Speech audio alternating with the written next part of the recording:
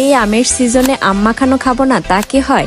তাই চলে আসলাম সবাই মিলে আম মাখাতে। পাকা আমের থেকে কাঁচা আমের ভর্তাটা আমার বেশ মজা লাগে, আর এমনিতেও আমি টক খেতে খুব পছন্দ করি। আমের ভর্তা করতে প্রথমেই আমি গাছ থেকে তাজা তাজা আম পেড়ে নিব।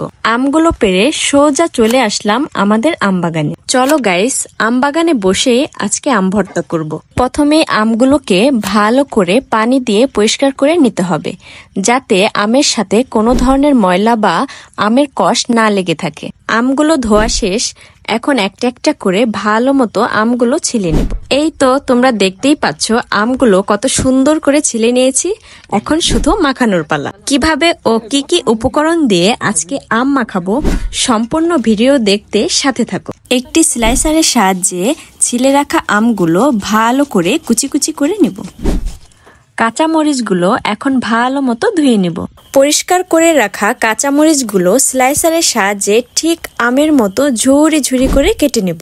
ঝুরি করে রাখা কাঁচামরিচের সাথে অ্যাড করব স্বাদ অনুযায়ী লবণ। হালকা মিষ্টি ফ্লেভারের জন্য অ্যাড করব সামান্য পরিমাণে চিনি।